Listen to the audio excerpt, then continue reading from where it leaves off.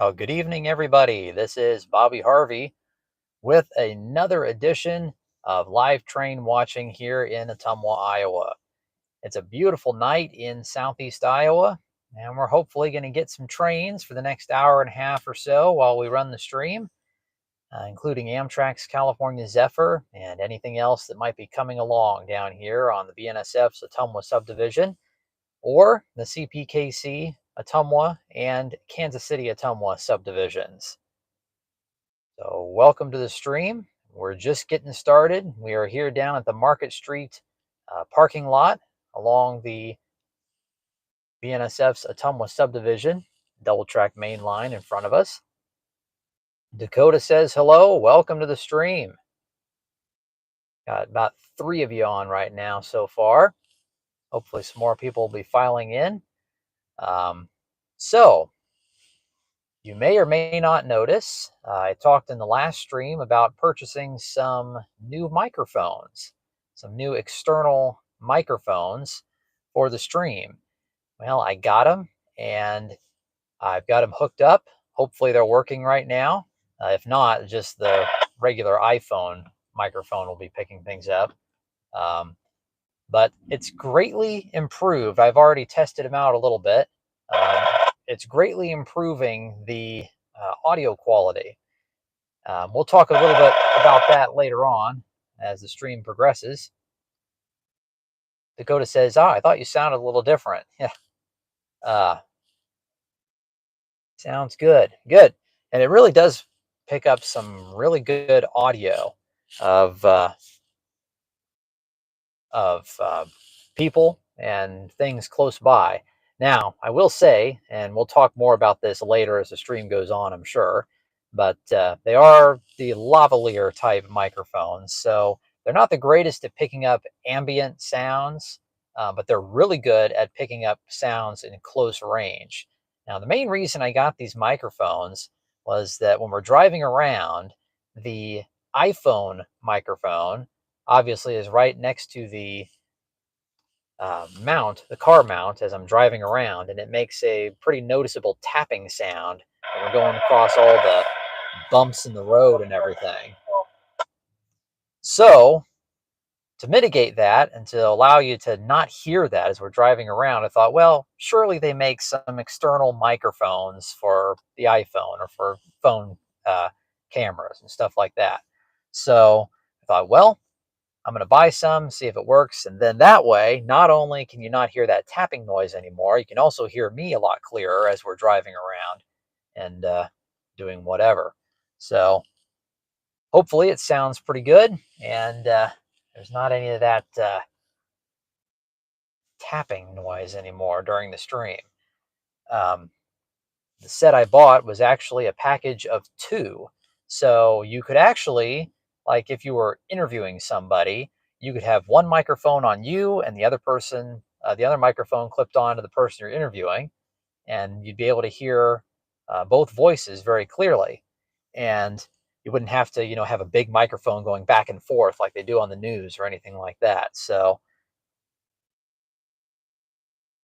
I have both microphones with me, but obviously in this situation, I don't really need 2 microphones, but I can hook them up in tandem and record the sound of, we just had some dogs crossing over the tracks and kind of barking at each other. But anyways, I can plug the microphones in and have them both running at the same time if need be. But in this situation, we really don't need multiple microphones. So I have the other one with me charging, but it looks like it's already charged. So I'll just leave that one there. So if for some reason this microphone dies while we're doing the stream, I can just flip them. So welcome everybody. We're just getting started out here. About 9 of you, or 8 of you on right now. I don't know, are there any football games on tonight that might be interfering with our viewership? It doesn't really matter. James says hi from Toledo, Ohio. Let's see. Mark's on from Washington. And he's curious to know how the trip to Boone went last Sunday. That went really good, actually. Got to ride the Boone and Scenic Valley. Their NW2 locomotive number, I think it's 1003. Pretty much the regular locomotive on the Fraser trains was pulling our train. And it was a nice ride. The whole family there. We rode the train, and it was kind of threatening rain, but it didn't really rain. It was just a little chilly. It wasn't too bad. It was a nice little ride. We got to check out the gift shop. We bought a few things in there, and we went in a little museum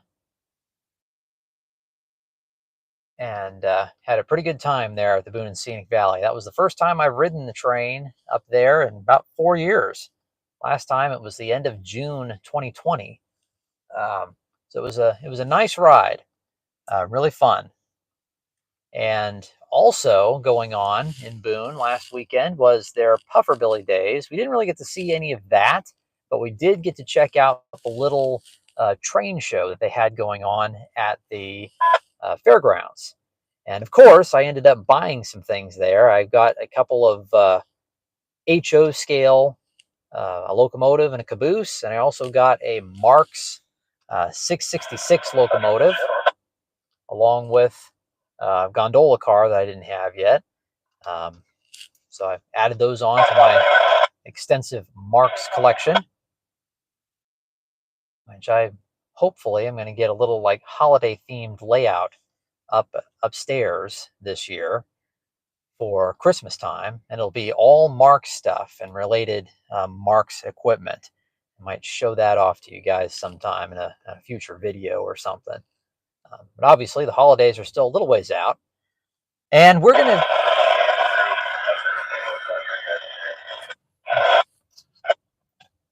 so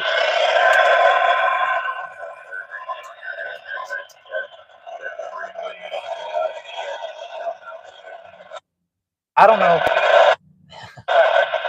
I don't know if you guys can really hear a lot of that radio chatter. I can, of course, but I think there's a train in the CPKC yard that's switching around right now. However, Amtrak is running pretty much on time. Last time I looked, they were about 10 minutes late coming into Burlington, so they could easily make up that time and be here pretty much on time.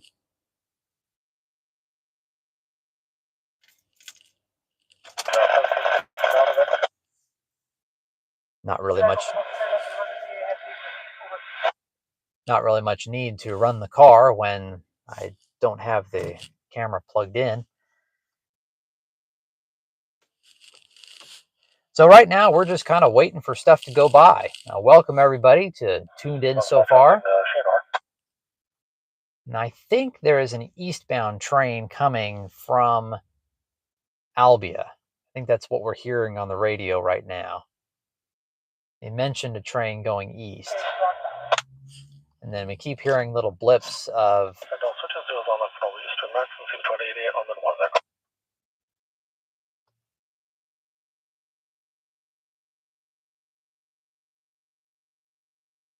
and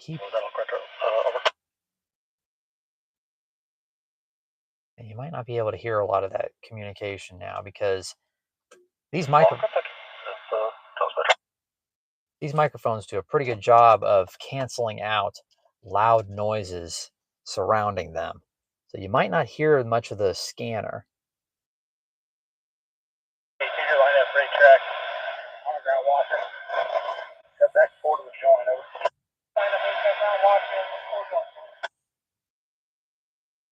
So right now we're just kind of waiting for stuff to happen. But I think there's something going on in the CPKC yard, but I don't really feel comfortable going down there. 160.695. Well, that is BNSF. So I wonder if the local is doing work down there in the yard. I wonder if they've already slipped by and they're down there working. Let's go check it out just to be sure.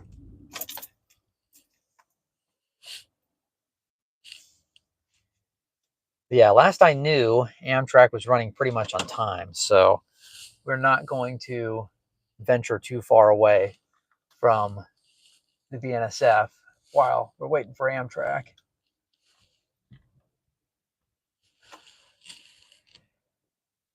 All right, here we go. We are going to go run down to Iowa Avenue. We're going to have to go a roundabout way. Iowa train says 664 is still west of the ice. Okay, well, that is probably the train that the dispatcher is referring to right now. Okay, since we're already in transit, we're going to go ahead and go down and get another look at the work that BNSF is doing on putting in these crossovers that I've been talking about for the past few streams. Last time, I think I told you that they put in some new signals, which kind of explained why the signals looked staggered originally when they first put the first two up. So while we wait for Amtrak, we will go ahead and go down there really quick. Iowa train says westbound coal train should be nearing agency. Okay. We might see it by the time we get to where we need to go. Just waiting for some cars to pass here.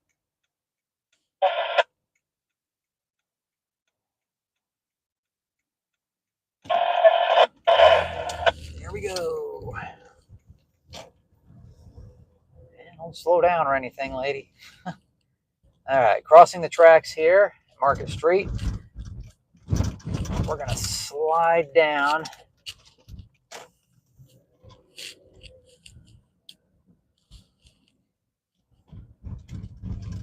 Slide down to the east here, go across the Green Street crossing. Now there's a coal train at Agency. That means that it's probably a good 10, 15 minutes away, if not closer.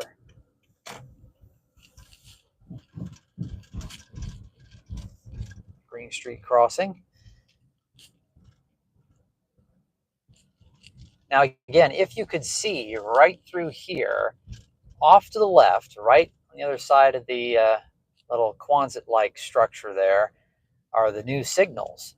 So I'm going to pull right in where we did last time when I showed you guys this stuff.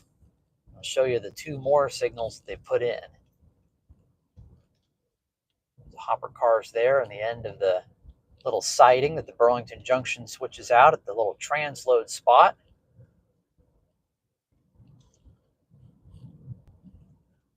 That we just drove by. We will get back to those. We'll be able to look at both of them here. Let's go to the ones at Union Avenue first. Union Street.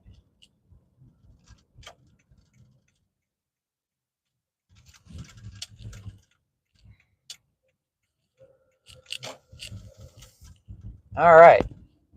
So anyways, the last time we were down here, I was kind of thinking out loud, wondering why there was only one signal on one track and one signal on the other track, and why they were staggered, and just kind of wondering where they might put in this crossover.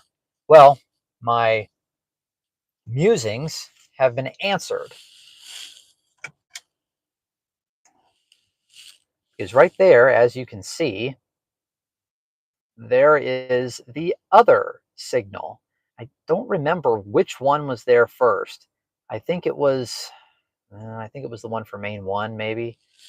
I don't know. Maybe it was the one for 2. But either way, there's both sets of signals for the westbound facing signals at this crossover. Now, I don't know if the way these signals look, it looks like it's just going to be one crossover going like from this direction of travel. If you're going west, it would be from 2 to 1. Going east, it would be 1 to 2, which makes sense because they're putting in these crossovers in anticipation of there being just one platform at the Amtrak station. And so Amtrak is going to be using the platform on Main 1 at all times. So if for some reason, let's say the westbound Amtrak train was running on Main 2, which does happen from time to time, they would have to switch over to Main 1 before getting to the station. And so this crossover would allow them to do that. Now, you might be wondering, well, how do you know that that's what this crossover is? Well, you look at the signal heads. As you can see, the signal on the left, which is for Main 1, only has one signal head. The signal for Main 2, which is closer to us, kind of on the right, that is for Main 2, and it has two signal heads. And so that's how you know that the crossover going west is going to be from Main 2 to Main 1, because that second signal head shows the engineer whether he's going to be going straight or diverging through the crossover. And the other one, it just has one signal head, they wouldn't have the ability to go through this particular crossover going west. So it would just be one signal aspect that does not involve going through a crossover. But I wonder if BNSF is going to put another crossover on the east side of the station, or if this is it. I mean, technically speaking, for Amtrak at least, they only need this one. But I think on the west side of town, they're going to put in another crossover. So if they're doing two crossovers over there and one over here, maybe they're doing another one further down. I don't know. We'll just have to wait and see.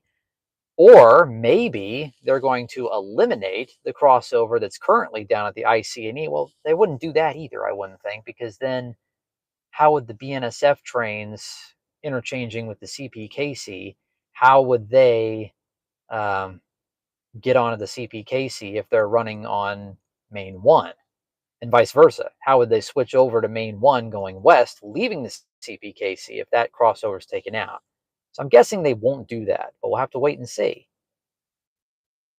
I do know they're putting in another crossover down there because the signals at Clay Street, which represent the crossover down at the IC&E, there's an extra new signal head on the westbound signal for Main 1, which that would lead me to believe that they're putting in another crossover down there, and there's room for one. So I don't know. We'll just have to see.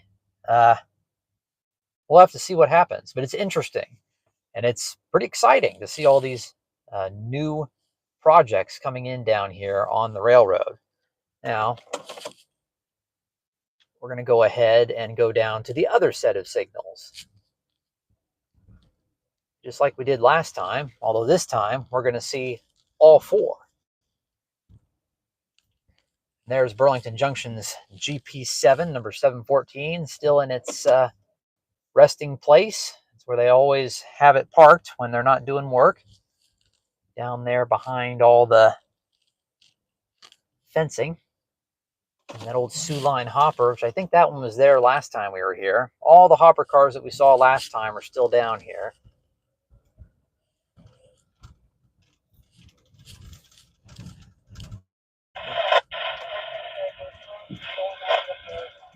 So this is Mill Street. We're going to be turning right.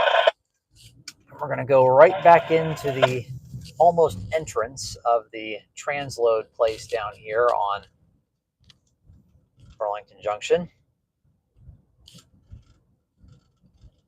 Yep, looks like they're all the same hoppers that were here last time, which that was a couple weeks ago that we came down here last time. All right, now pretty much right in front of us are the new signals that I was talking about a couple weeks ago when I last did this stream with the Ottumwa High School in the background. So as we can see, there are both of the new signals in place, and these are the eastbound facing signals. And so as you can see, it's pretty much reverse from what it was on the other side. The eastbound signal for Main 1 has two signal heads, and the signal for Main 2, which is closer to us, has one. So this leads me to believe that this is the crossover that going east from this direction, going towards these signals, the train would be able to cross from main 1 back over to 2. So if the eastbound Amtrak, which comes in the morning, California Zephyr, comes in and does their station work on main 1, they'd be able to take this future crossover from main 1 to 2, go right back over to 2, and then continue on their way.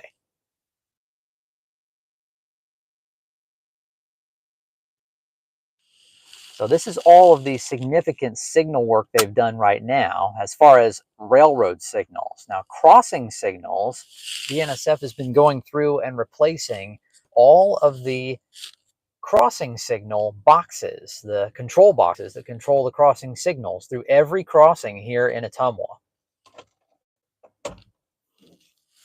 Now, I don't know if that has something to do with their new signal work that they're doing for the actual trains, the tracks, or if they just decided, well, since we're doing all this signal work, we might as well work on the grade crossing signals too. But either way, they're putting in new signal boxes down all of the crossings, and there are 7 crossings on the BNSF here in Ottumwa.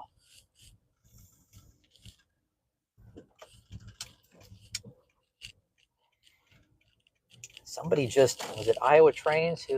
Iowa Trains says that there is a CPKC repainted locomotive in Albia right now. Well, that'd be interesting to see. I'm probably not going to slide over there tonight, but because we did a lot of globetrotting in the last stream, I don't really want to go out of Ottumwa this time, but might slide over there sometime and get a picture of that. I haven't seen a new CPKC repainted locomotive yet. So that'd be kind of neat to see.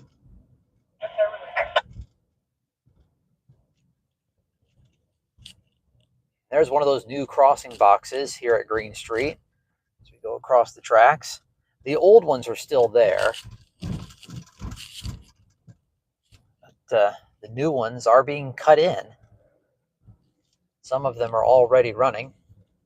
And then down at Iowa Avenue, it almost looks like they're going to reposition the crossing signals a little bit, like just a few feet from where they are now. A little strange. There's got to be some reasoning behind that. Some of them, like I think the crossing signal on the north side of the tracks, that southbound car traffic would go by, looks like it's actually going to be closer to the tracks, and the other one's further away. So, and it's just by a few feet. So I don't know what the deal is there, but we'll have to see what happens there as well. So we're going west right now on Main Street here in downtown Ottumwa, waiting for our first trains. I don't think it's going to be much longer. So what I'm going to do is I'm going to go ahead and go back to the Market Street parking lot because Amtrak's going to be getting fairly close. I think somebody said they were in Mount Pleasant. Running a little late, but we're going to sneak through here. This is Court Street, South Court Street. Now we're facing the railroad tracks again on the north side. To our right is the train station. To our left, we're going to go back to the Market Street parking lot. Now, eventually on one of these streams, we're going to actually film from the depot, so I can show you guys all of the new work they've done on the platforms. So how's the audio sound now that I'm driving around with these new microphones? It probably sounds a lot better. A lot closer too. I don't feel like I have to yell anymore for you guys to be able to hear me. Here we go. And the iPhone, of course, I have an iPhone 14. It does a pretty good job of video.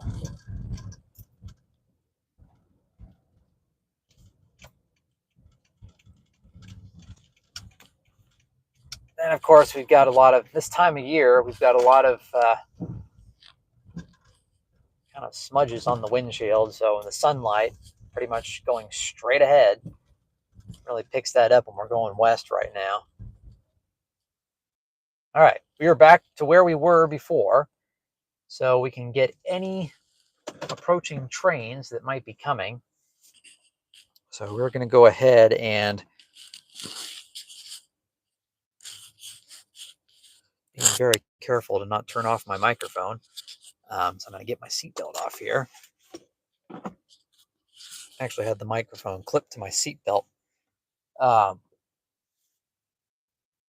going to go ahead and scroll through some comments here just to kind of see what's going on. Yeah, 664 is still west of the ice. Iowa Train said that at 6:13, so that was about 12 minutes ago, give or take. Then westbound coal train should be nearing agency. That was a little over 10 minutes ago, so I suspect that they'd be getting close. In fact, they are coming right now. See the gates going down. Okay, being very careful to not lose my Cub flags. Yeah, I'm gonna go ahead and take those down.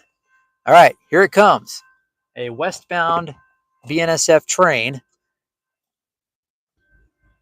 Hopefully, we can get some good recording of it. Here it comes.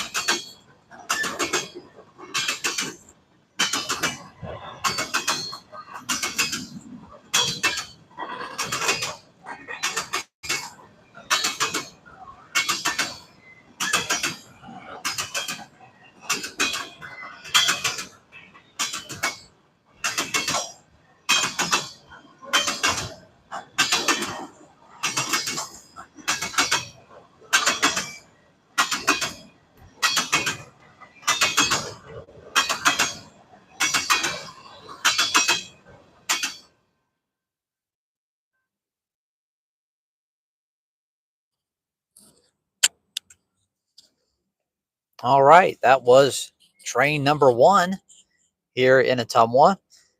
Guys, let me know how that train actually sounded with these microphones. I'm not really I'm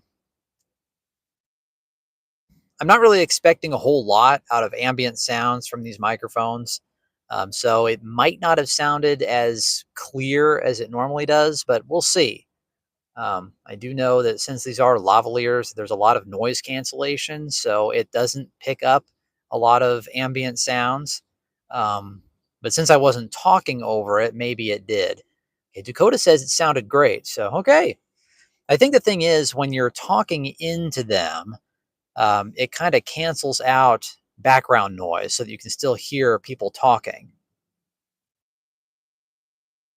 Mark says it sounded good. It was clear sounding to me. Okay, so that's the thing, and that's the thing about lavalier microphones is that they're good.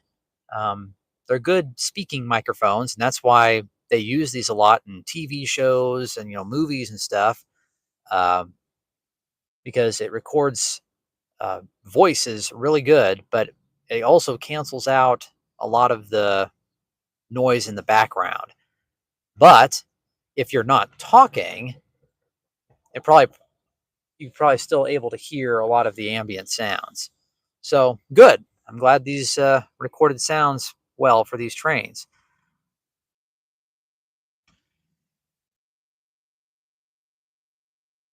So that was our first train that just went by. It was a westbound empty BNSF coal train, obviously running ahead of Amtrak. They're still back there a ways. I'll have to scroll back in the comments and see when they actually left or arrived in Mount Pleasant. Let's see here. Somebody was mentioning it. There's a few other things that people mentioned up here that I want to talk about here soon. That was the okay. Dale, welcome, Dale. He says that Amtrak 5 arrived in Mount Pleasant at 6:16, so that's just a little late. Not bad. Of course, that was about 20 minutes ago, so they could very well be, 15, 20 minutes away from here.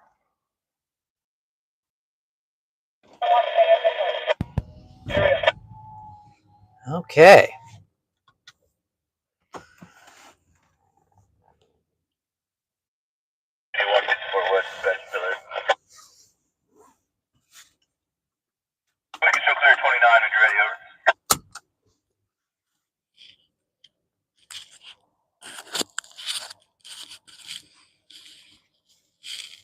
All right, so that was our first train, and as all of you noticed, 154 West, I have 730-29 displayed or.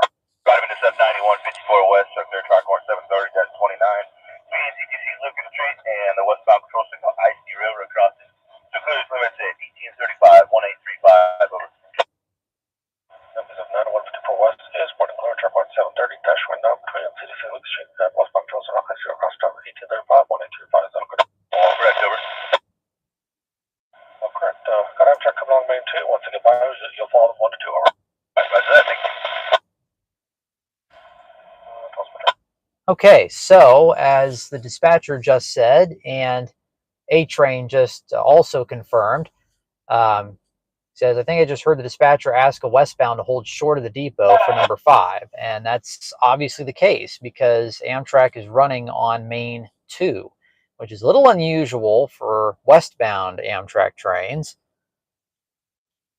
Usually they run them on main 1, but this will allow us to see at least one more freight train before, or maybe probably after Amtrak. Okay, what was I talking about? I don't even remember. Let's see. Oh, yes. As all of you noticed on that train, the westbound train we just saw go by, the second unit was a Montana RailLink SD70ACe. BNSF acquired Montana RailLink not too long ago, so the MRL locomotives are starting to venture out on the BNSF system. The only thing is, the Montana RailLink locomotives are not equipped with PTC, at least not yet. So they are only trailing right now outside of the Montana RailLink system. So whenever you see one out here, they're always going to be in the trailing position because they don't have PTC installed in them. I suspect BNSF will probably install PTC in them eventually, but But right now, it's probably not that big a deal because most of them still don't venture out. But surprisingly enough, that was the second MRL SD70ACe that I've seen recently. One of the videos that I'm going to eventually upload, I'm planning on uploading, I caught one of those on an eastbound coal train a few weeks ago around Batavia, right before Amtrak came through. So that was a special treat. I'm glad I've managed to catch both of them that I've seen so far. First one on normal video with my video camera, and then just now on our first train of the night, the westbound coal train. So it is 6:30, and as you can tell, the sun is already starting to sink a little bit in the sky, and that's just going to get darker and darker as we get closer to winter. And we're here in the first week of fall. The first week of fall has almost been completed, believe it or not. So we are going to, let's see, our next train is probably going to be Amtrak. So, if they are running on Main 2, yeah, let's go down to the water plant.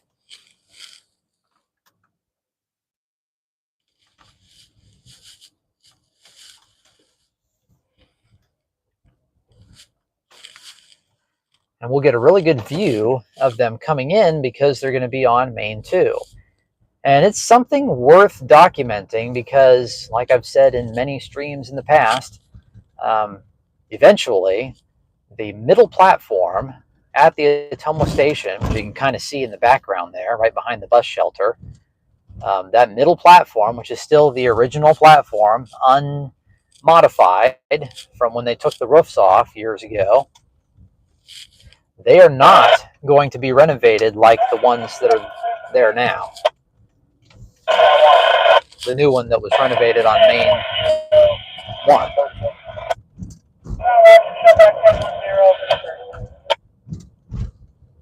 They are not going to be renovated, so they're actually going to be pulled out and not replaced, unfortunately, which is not part of the original plan. But I guess somewhere along the line, the plan changed. And that's why BNSF is putting in these crossovers so that Amtrak can come in on Main 1 at all times, either going east or west, and be able to access the platform on Main 1. So eventually, Amtrak stopping to load and unload passengers on Main 2 is going to be a thing of the past. But like I've said on previous streams, we got a fire truck down here. Anyways, like I've said on previous streams, there might be some instances where they have to pull in and make a stop on Main 2 anyways. I'm guessing there's probably going to be some kind of walkway so that if need be, passengers can still walk across to get on the train at Main 2. But they'd probably have to make, 2 or 3 spots to load passengers from one door if they were to ever have to do that. But generally speaking, they're going to be coming in on Main 1 in the future when the crossovers get put in and the middle platform gets taken out. Here we are. This is the water plant parking lot, and we're just going to kind of position ourselves accordingly down here on the end so we can get a really nice view of the station and the train pulling in. It's going to look even better than the last time we did this because the train is going to be coming in on the track closest to us. So we'll be able to see it right in front of us. Kind of a nice view right here. I'm trying to park so that we can get the Ottumwa on the station above the Ottumwa signage at the depot.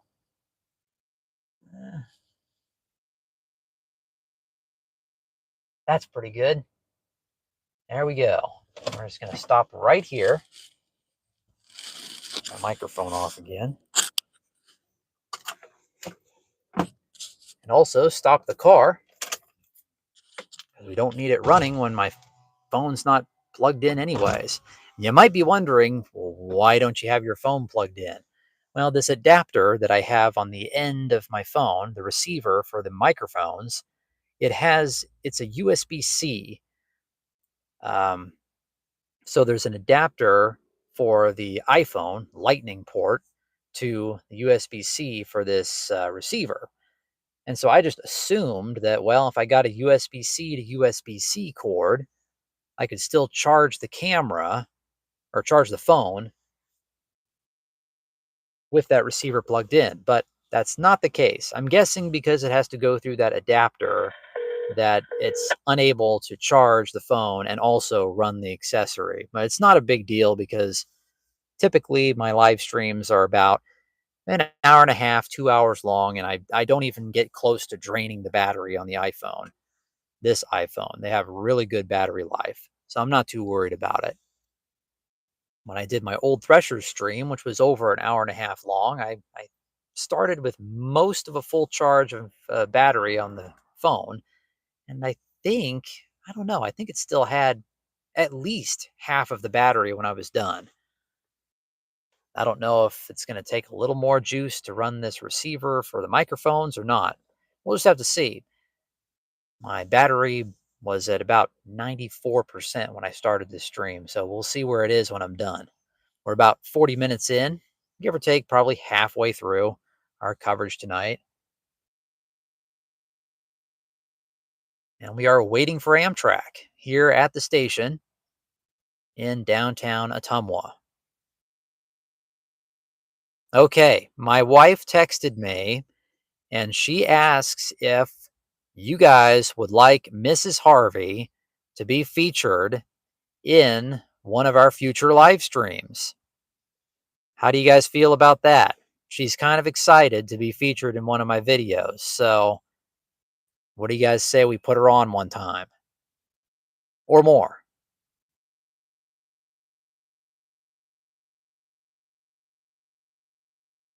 Dale says yes. Mark says sure. Dakota says yeah. Okay. The votes are in. So far, it's unanimous. All right. Now, Annette says yes. Welcome. Still unanimous. All right.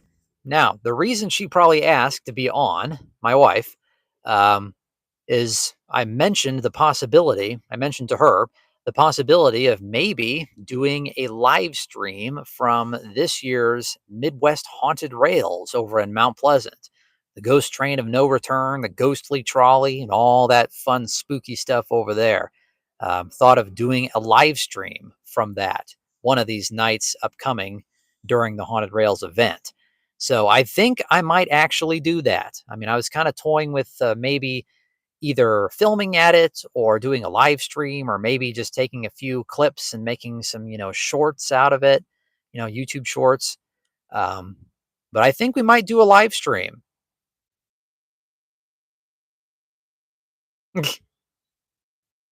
Gray Ghost says, "Hi, everyone. Can she please replace you altogether?" Only joking.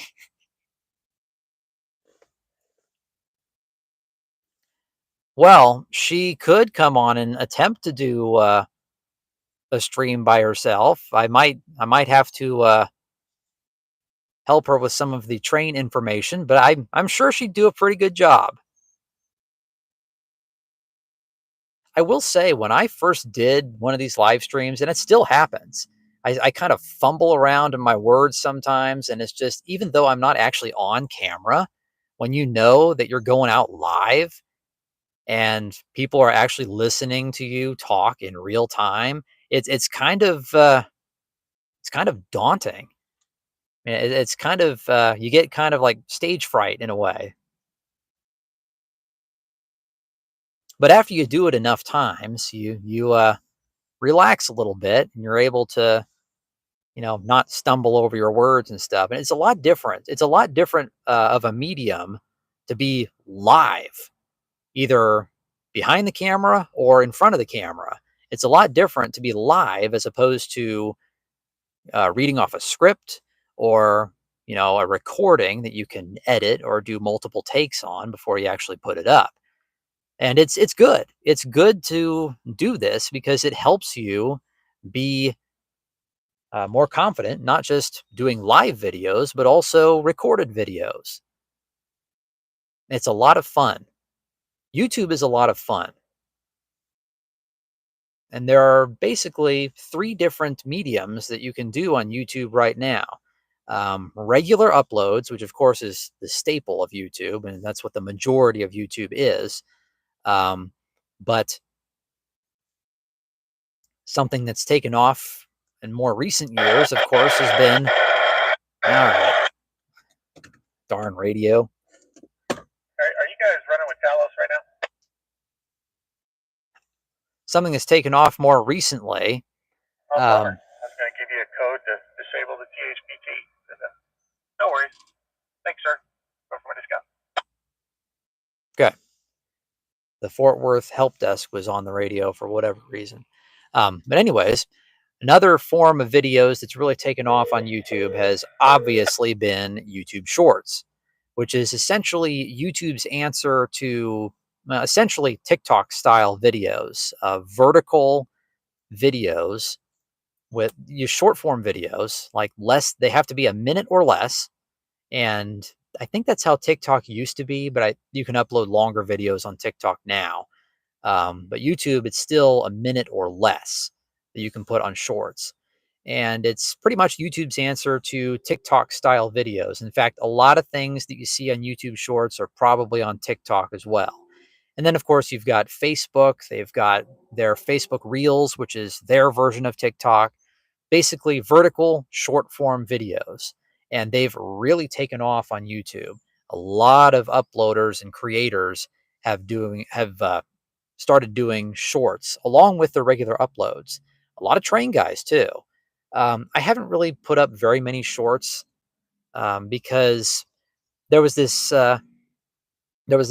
notion, which I don't know if this is true or not, but I've watched a lot of these videos where people are like, well, if you start doing shorts, then you kill your channel and you don't get any more views and people don't watch your long videos anymore and all this other stuff. So it kind of scared me out of doing shorts on this channel because I was worried that, well, what if that happens? But I don't think that's really true. I think if you already have a good following, that in a way, shorts will actually help you in the long run because a lot of people are just watching shorts on YouTube. They're watching on their phone and they're going to the shorts feed and they're just flipping through videos and they see this stuff. So you get more exposure that way. And YouTube has a thing now where you can actually link a video in shorts. And so if somebody wants to watch your long form video, and it could even be related to that short, they can click that and then go watch your long form video and vice versa. And if you subscribe to somebody, their shorts will come up in their feed and they can watch the shorts and the long form uploads and all that stuff as well. So I'll probably get back into uploading more shorts. Another thing is sometimes you get a lot of views really fast on shorts. The first few shorts that I did, I was kind of stunned at how many views they got rather quickly. The only downside that I've seen, and I think this is true across the board, unless you're really, really, really popular on YouTube, is that shorts, it's kind of a one and done kind of thing. Like your short either takes off or it does nothing. But then after a while, like after a few days or so, the popularity just kind of fades off and it never really comes back. So if you want to do shorts, you have to make sure that you are popular enough to have your short really get out there and get pushed in the algorithm to get as many views as you can in a quick period of time.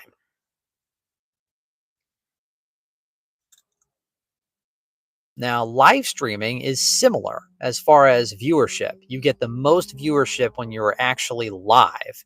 Although I'm surprised at how many people watch the videos when they're not live. And I'm glad that YouTube saves the live videos in the archive, because I'm able to go back and change the thumbnail and archive and index them so that you can just jump right to the trains in the stream without having to watch the whole thing and jump back and forth to different parts and stuff.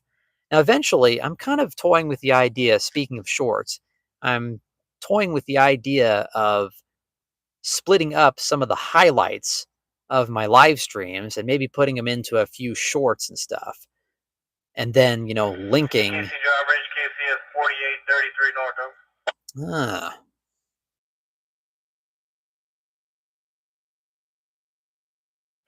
CPKC driver, answering Rutledge, over. well, they were talking to a northbound CPKC train. Go ahead, over. Wonder if they just got into town. I'm ready for your totals. Gonna have to wait on the warrant. Gonna have to meet either one, maybe two, depending on if they can make it. Over. Hmm. Alright, copy that. Wait on two.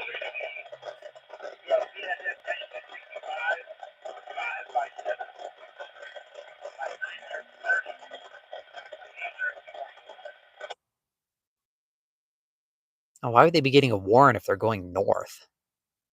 I copy. I got all that. I'll give you a shout back here when I'm ready for you. That's kind of interesting because north, the CPKC tracks all CTC now. Anyways, and we're here waiting for Amtrak. A-Train just said that they are by agency, so they're getting close. Anyways, I've thought of the idea of maybe taking some highlights from my live streams and putting them in shorts and then linking in the shorts to either the live stream that the video came from or maybe some other videos and stuff like that. Kind of a way to bring more viewership into my channel through shorts. And maybe some people who watch shorts that don't normally watch longer videos can kind of pique their interest enough to actually watch some of my long form videos.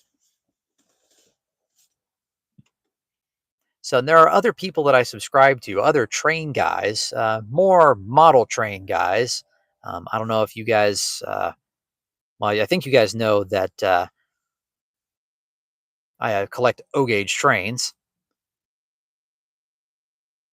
And so I subscribe to some of the more popular O-gauge YouTubers. Eric Siegel is one of them. If you guys watch any of his videos, does a great job reviewing O-gauge trains, mostly scale stuff. Um, And then there's Chris from RBP Trains. Oh wow. Mark donated $4.99. Thank you, Mark. Really appreciate that. Very nice. Very generous of you. Thank you.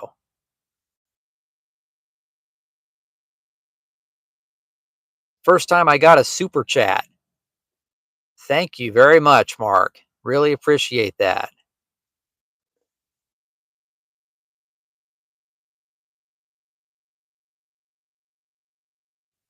So, we are waiting here for Amtrak. They're going to be here shortly.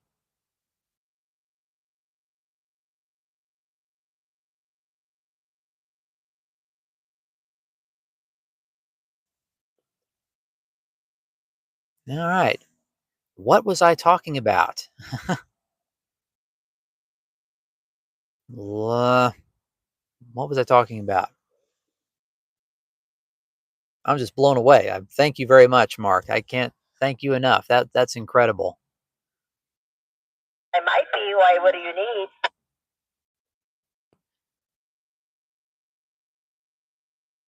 Because I'm your personal, person. I'll bring that right to you. I think what we're hearing there is the Yes, you do. cab drivers for CPKC.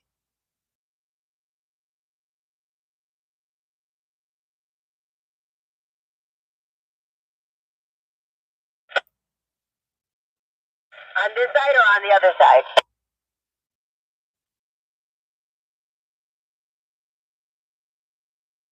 Just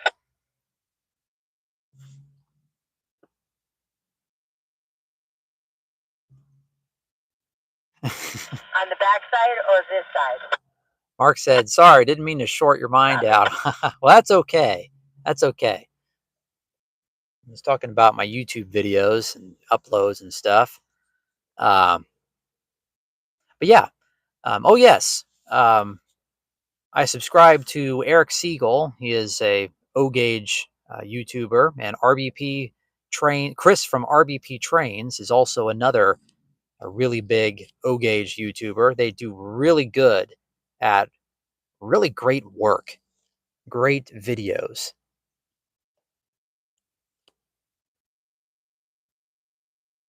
And the reason I mentioned them is that they do a lot of shorts along with their normal uploads. Eric Siegel does a lot of shorts, and his shorts are basically just, profiling a locomotive or a train set of some kind. And then, the last bit of the short is the train operating, running around the layout.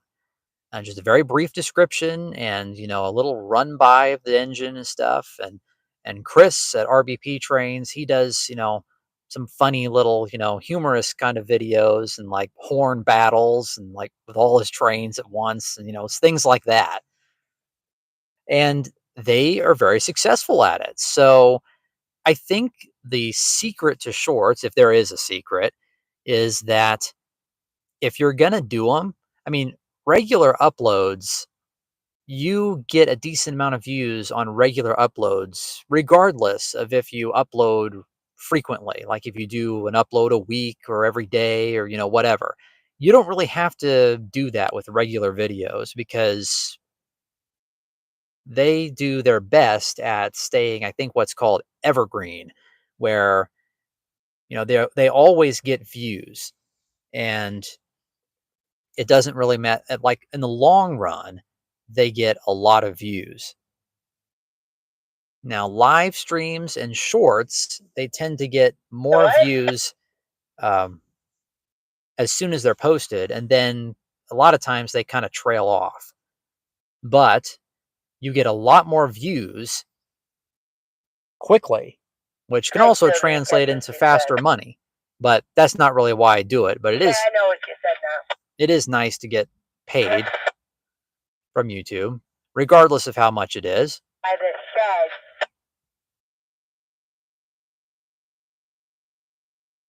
But I think if you do shorts or live streams, you got to do it frequently to be successful. More frequently than normal uploads, which you can just upload whenever, and it's, you still get a lot of views and recognition, regardless if you're consistent or not. So we'll see. I might do some more I'm doing frequent live streams, but I might do some more shorts in the future. I don't know if that train can hear me, and I'm trying to give them the last roll up you gave me, and they're not answering them. Okay, there's some activity on the CPKC. We'll have to see what that is, and there might be some more BNSF trains as well as the night goes on. Before that, though, we have Amtrak's westbound California Zephyr approaching right in front of us here on Main 2. Here they come.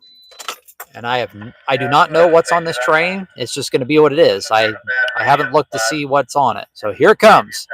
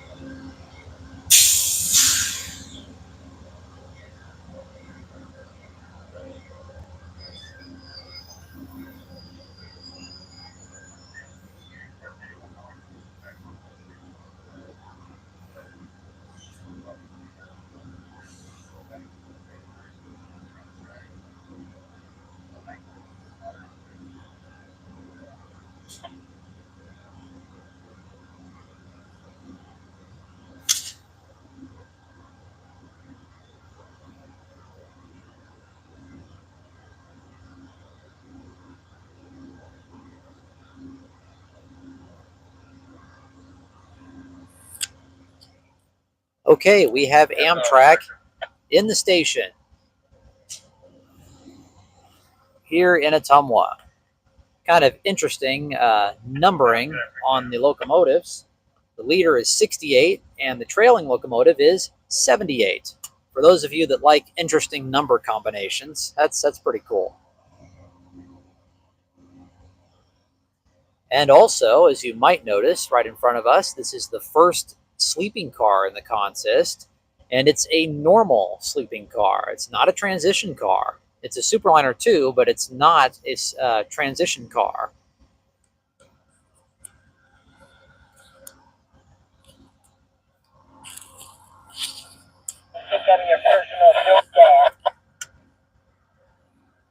And here's how you can tell. There's the diaphragm, and as you can see, it's not lower to meet the baggage car. It's just the normal high diaphragm found on regular sleeping cars, because that's what this is.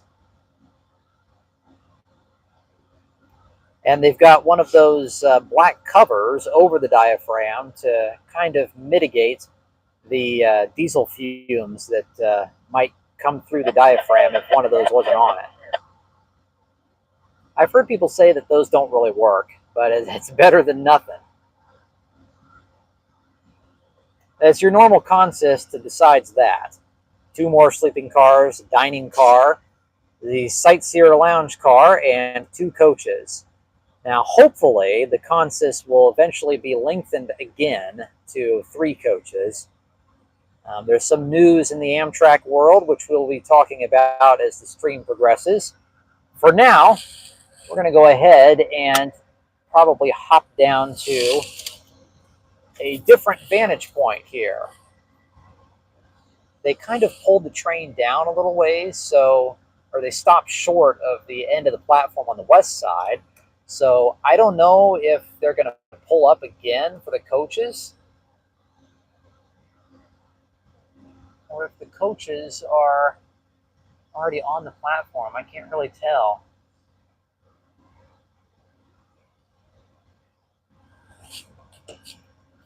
So we're going to go ahead and move to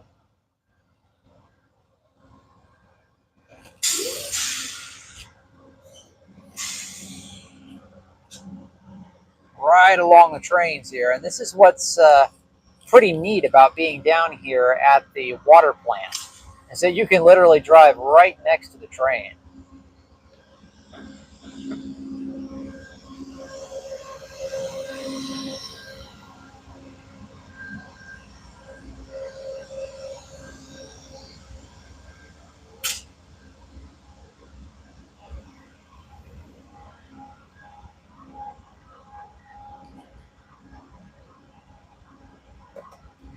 I think we're just going to stop right here and let the train go by us.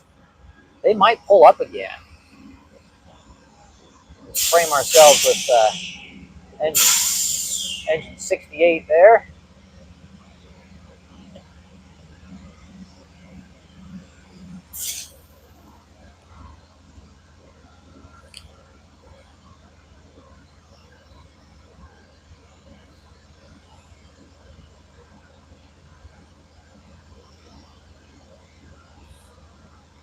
And for those of you just joining us, we are here in Ottumwa watching trains. Our second train of the night here is Amtrak's Westbound California Zephyr, sitting in the station right now. They are on Main 2, which is a little unusual for the westbounds. It does happen from time to time. But in the future, when the middle platform is no longer there, this will not be happening. They'll be on Main 1 all the time. Yeah, track 5 chicken marker.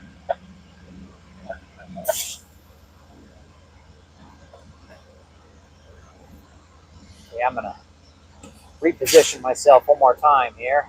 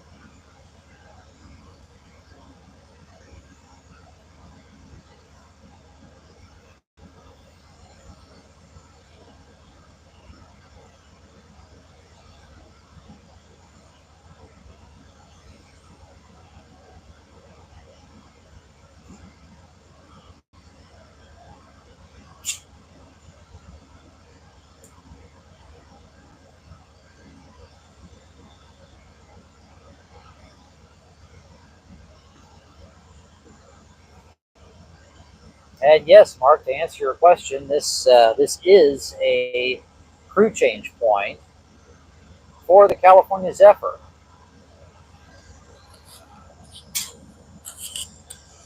Now, in years past, it was just the engineers that changed here, but in the past, I like to say the past 10 years or so, both the engineers and conductors have changed here. Used to be the conductors went from Chicago to Lincoln,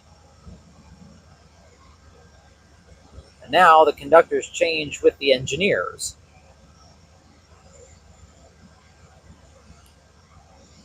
Kind of to line everything up, because the engineers change again in Lincoln as well.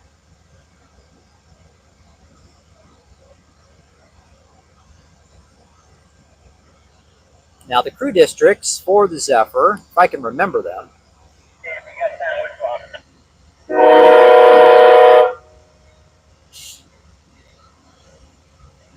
All right, that's their warning whistle. I think they're just going to pull from here. That's okay. We'll just stay put.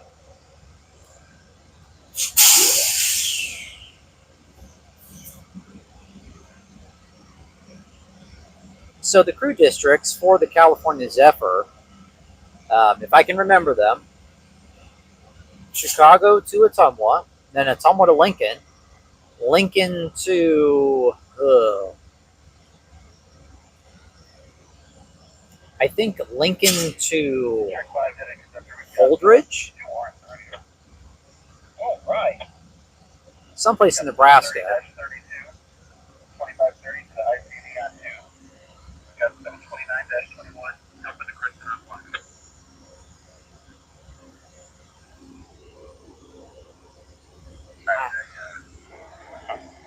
At 374-30, I forgot the beginning point, but to the westbound control signal on main 2, 72921 CC Alpin, CC Crest, main 1. That was correct. The other is 730-32, 2530 to the ice on 2. Alright, 730-32. That's right.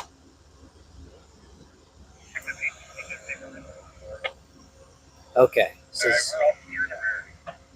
Yeah, they're going to pull. Here they go. Number 5 was high ball, delayed bluff.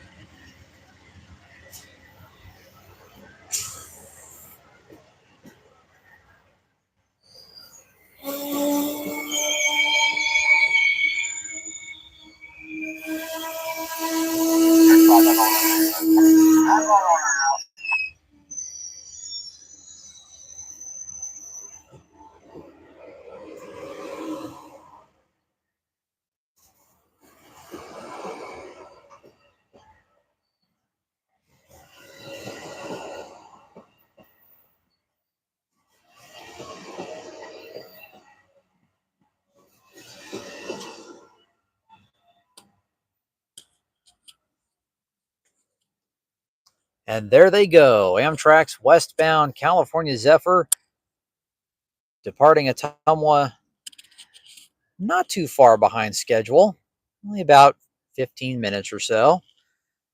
So we wish safe travels to the Zephyr on their way west, to all points west. Next stop will be Osceola in about an hour. Then Creston. And then Omaha. And it'll be about midnight by then. And passengers will wake up the next morning and be in Colorado. So the crew districts for the Zephyr, I think, let's see. Yeah, Mark says, according to Mike Jensen from Fort Morgan, that they must run from Lincoln all the way to Denver. That seems like a long ways, but maybe not. That seems like a really long ways for the engine crew, but maybe not. Maybe it's not as far as you think. I guess it's about, what, 12 hours? Or, you know, 10... trying to think. Yeah, it's probably about 10 hours or so. As they get into Lincoln, probably about 12:30, and Denver on time is like 7:30 or 8. So not that long. West of Denver, it's Denver to Grand Junction as a crew district. The crews change at Grand Junction, and then Grand Junction all the way to, I think, Salt Lake City, or maybe Provo, one of those cities in Utah around Salt Lake City. And then from there, they go all the way, I think they go all the way from Salt Lake City to maybe Elko, or they might go all the way to Reno. But then after that, it's Reno. I'm pretty sure it's Reno all the way, the rest of the way to Emeryville. So it's really not very many crew districts for a train that is essentially a cross-country train. It's pretty amazing. And you think of the different crew districts, and it's like, well, we'll wait for Amtrak to clear up their warrant here, and then we'll keep talking about that.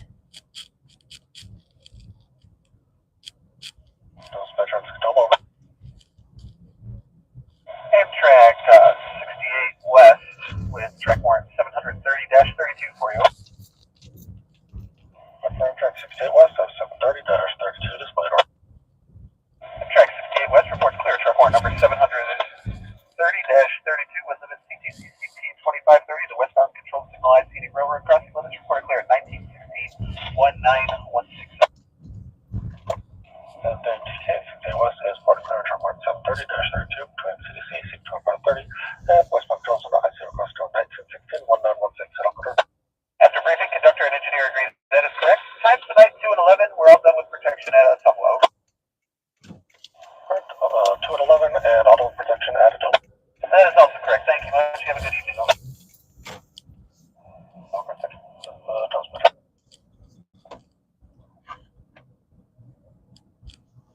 Okay, so I wonder if there's going to be another westbound BNSF train. We'll have to see as the sun goes down.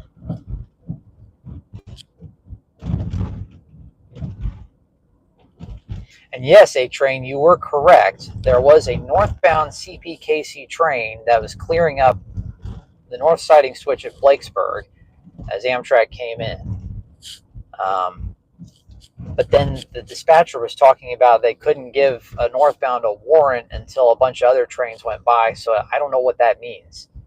It couldn't have been a train that was already here because the track north of Ottumwa on the CPKC is now all CTC, so you wouldn't have to get track warrants going north.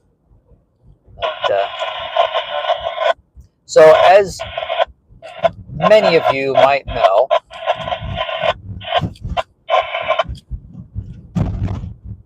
last time we did a stream, which was 1 week ago, we ended up going on this huge bunny trail outside of town to Blakesburg. Well, tonight I'm just planning on staying in town for...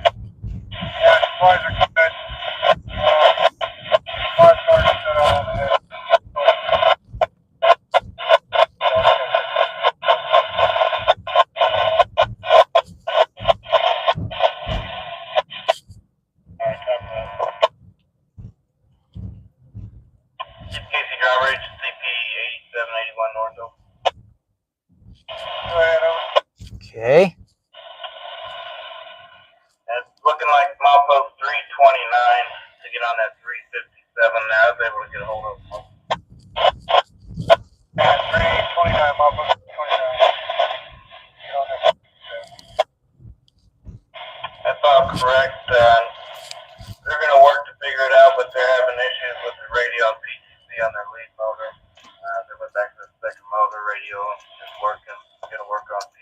once they get down to 329.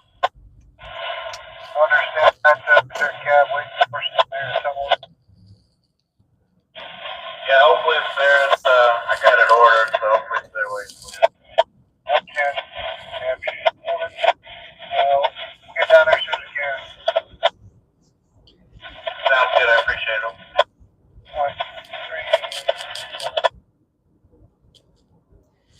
Well, I don't know if you guys could hear any of that, but it sounds like the northbound, or there is a northbound or some sort of train down around 329, which I think is around Moravia, that's having issues with their radio and PTC from their lead unit.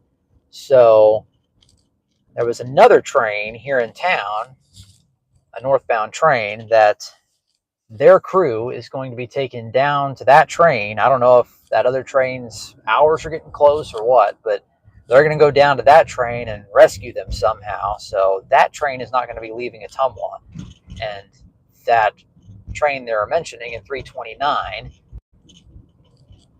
which I'm pretty sure is around Moravia, because Blakesburg is around 315, 316, somewhere in there. But then we had another train clear up, a northbound train clear up at the north siding switch Blakesburg. So it sounds like there might be another northbound train coming into town. Whether we'll actually see any of that by the time we get over there is anybody's guess. But I think right now we are going to focus on potentially getting another BNSF train, if there is one in the area. Which there may not be, but we're going to look.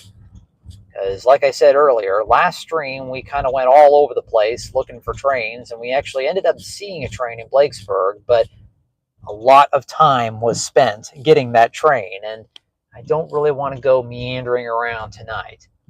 I'll just stay in town. So the signals down at the IC&E right now are dark, or excuse me, they're all at stop. They're at stop indications right now, but they're still lit. So that is promising for a potential train movement.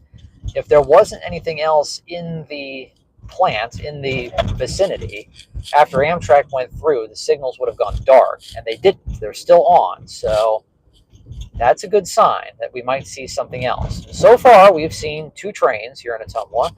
We've been going for about an hour, 15 minutes, hour, 20 minutes. Not too bad of a rate of return for these streams. But as you can see, it is 7:20 p.m. and the sun is already down and it's getting dark. But the last stream, it was kind of an eye-opener. It just shows that you can still do streams. You can still do videos at night, even driving through the countryside when it's completely dark outside. The video actually turned out pretty decent. And I'm hoping this microphone helps with the audio. I think might be a coal train at Iowa Avenue. It says Iowa Trains. Okay, we're going to go around this truck. I don't know what he's doing. I think he's making a delivery. What does it say? Some sort of Columbia Trucking something. Yeah, that's the Sara Lee Bakery next to us. I don't know if he's making a bread delivery or what.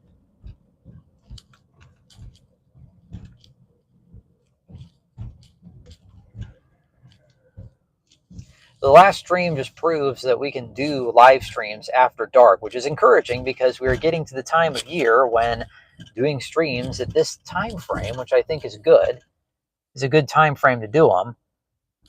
As we cross over the BNSF tracks again here at Clay Street, it's going to be dark.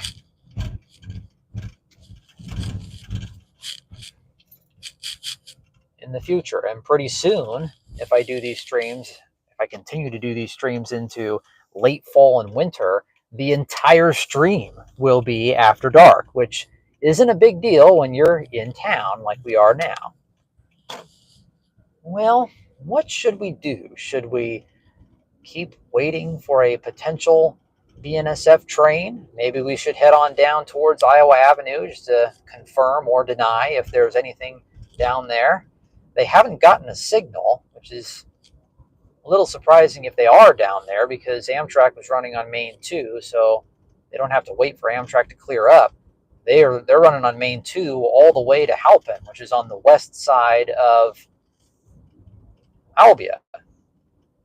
Iowa Trains says, wonder if 664 will have to wait on both of those empty coal trains. It's still waiting on the coal with the Montana RailLink to cross over. So I wonder if they're at 2888, which they're still a ways out. But I wonder if Mark says maybe go set up by the cinder blocks again. No. What if I run into one?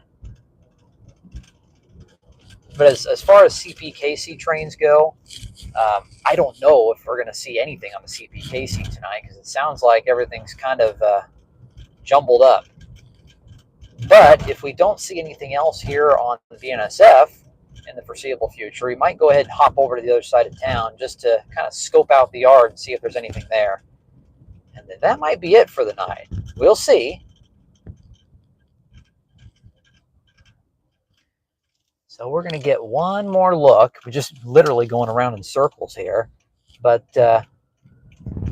we are going to get one more look at the signals, at the ice, just to make sure that nothing else is lined up to come through.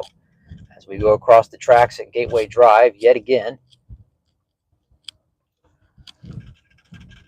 And still all red. Okay, so we're going to go ahead and weave our way down towards Iowa Avenue just to get any sort of confirmation as to whether there might be another train coming or not. So straight ahead is the water plant parking lot where we were earlier to get Amtrak.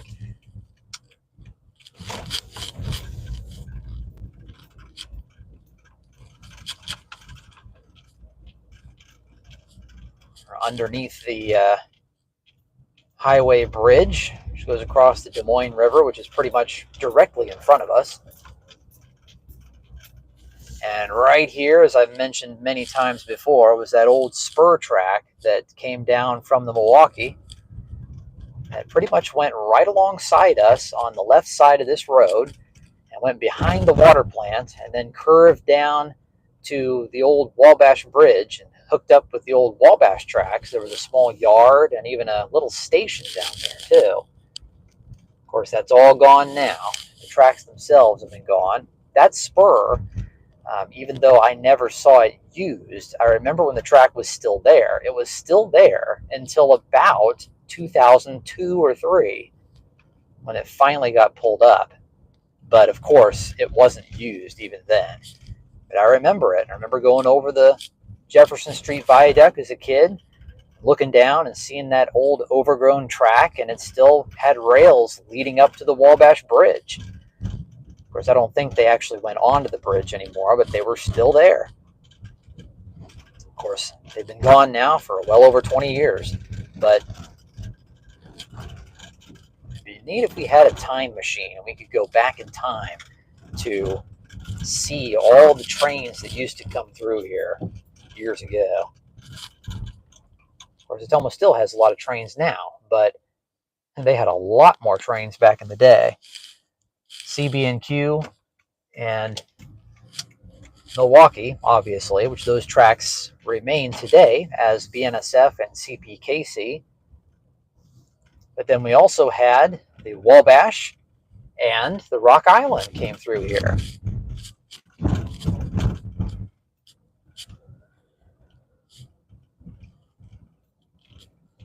Now, portions of those lines or lines that they fed into still exist in certain places, but not around here. The Rock Island line, a very small segment of the Rock Island still exists. The line that went through here from just south of Mitchellville, Iowa to Altoona. That's the only segment of that line that still exists. To the north. To the south, the only bit of that line that still exists, the old Rock Island that came through here, I'm pretty sure it's a very short, and I don't even know if this is the same line, but it's a very short, you better stop, buddy. Thank you. Just about didn't. It's a very short, like, spur track in Keokuk. I think that was a little leg off of the old Rock Island, but I'm not sure. Okay, A-Train says there's a westbound coming through agency now. All right, that's good. We're going to go ahead and apologize for the kind of focusing issues here on all the street lights and stuff. We're going to go ahead and try and give these, utilize our new wipers here and kind of get that, some of the bug spray off of there.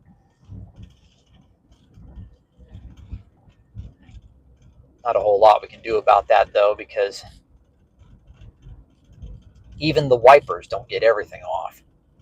But just all the contrast of the street lights and stuff hitting it, the camera just kind of goes out of focus. But yeah, I think that little bit of track in Keokuk is part of the old Rock Island, but I'm not sure. It might actually be a part of the old Burlington Northern branch that went up to Stockport, so that might not be it. As far as the Wabash branch, none of it exists anymore. It is all gone. But the line that still exists north in at Moulton, a portion of it still exists as the Iowa Southern Railway from essentially what they call Moulton Junction all the way to Albia, and then the rest of that line still exists as BNSF's Des Moines Subdivision, which goes the rest of the way up to Des Moines. And Norfolk Southern still has some ownership of that line here and there, and they also have a yard in Des Moines, but all of their traffic now is on haulage rights from BNSF in Missouri to Des Moines. All their traffic runs on BNSF trains, all their cars, because the line that went all the way down to Moberly, Missouri, that would connect up with the existing Norfolk Southern, no longer exists. South of Moulton Junction, all the way to Moberly, it was totally abandoned. So there's very little left of that old Wabash line. The Iowa Southern bit and the BNSF north from Albia is all. Okay, so since there is a coal train through agency, I don't know if we're going to get much light on the train down here. This is Iowa Avenue. This is the easternmost crossing in the general Ottumwa area here on BNSF. I know we've gotten Amtrak down here before. There might be enough light to get a train. Alright,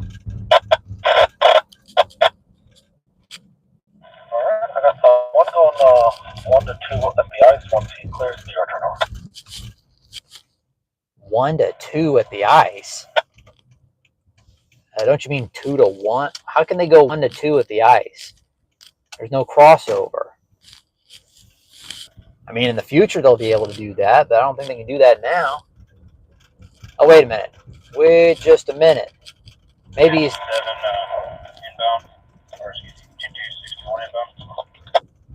Maybe they're talking about the local. Well, in that case, we better hightail it.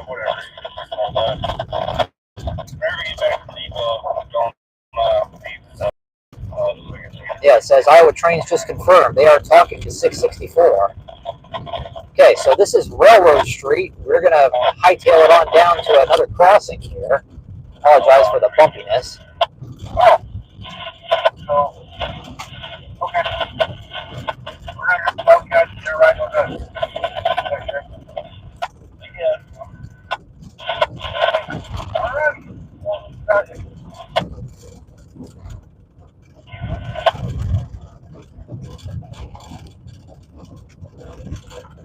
Alright, so 1 to 2, obviously they're talking about an eastbound train, and that would be 664. Now, we got 664. Yeah, you're right, A-Train. That road is pretty bumpy. It's one of the few gravel roads that are in the Ottumwa city limits. And they are very rough. Of course, most of the roads in this town are pretty bad. Oh, dear. Literally, oh, dear. Oh, doe a deer. Oh, man. I was going to get a picture of these deer, but there's a car behind me. Please be careful. Car behind me. There's deer.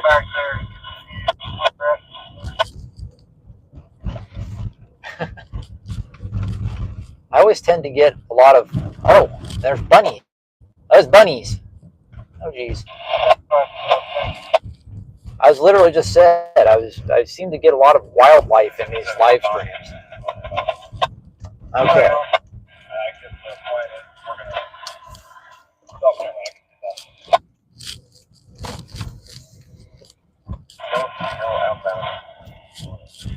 Okay, I should have turned there. Rats. I really should have turned there. We're going to turn here.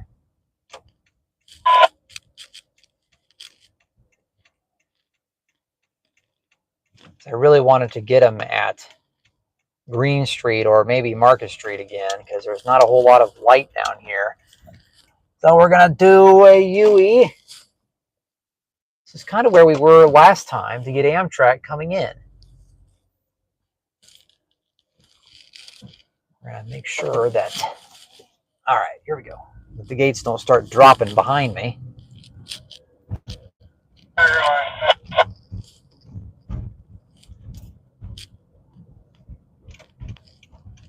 Okay.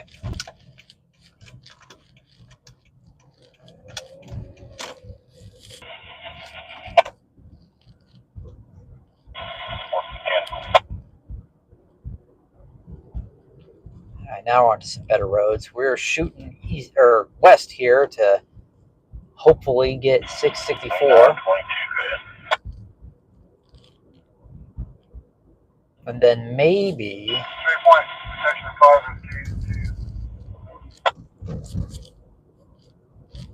we'll at least get 664 before we end the stream. Sounds like there's a local crew in the yard on the CPKC. As you can see, the viaduct is, Jefferson Street Viaduct is lit up. First thing to do is set that up as a single unit, see if it works as intended as a single unit. And then we can, once we can verify that it does work as a single unit, we can hook everything back up and then drop the air brake computer breaker. See if that kind of helps things out. Huh. And the CP's got 32,3200 gallons. Fine as a single unit. Hook everything back in, cut everything back, drop that air brake computer breaker, just leave it down, bring it back up. Get it to operate correctly.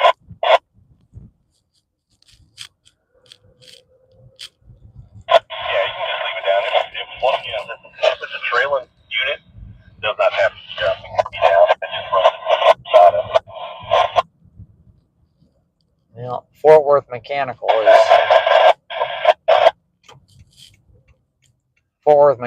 is talking to somebody. I don't know if that's 664 or what.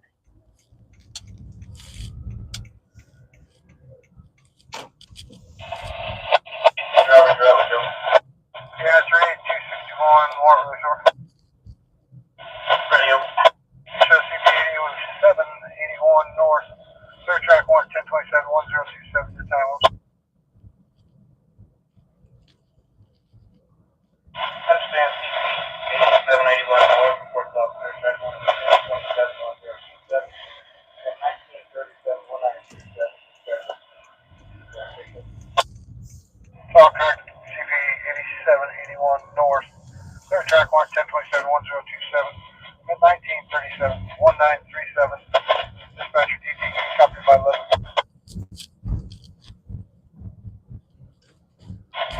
All correct. All correct on repeat. Thank you. Yeah, straight to leave that at Marshall 329. They're outbound on duty. I don't know if they've been able to reach out to you yet or not. They're going to ride in the van down there with you and ride the train in there like that. Understand, outbound here, they did make contact with us, so they're riding us in the van. They're going to ride the train in.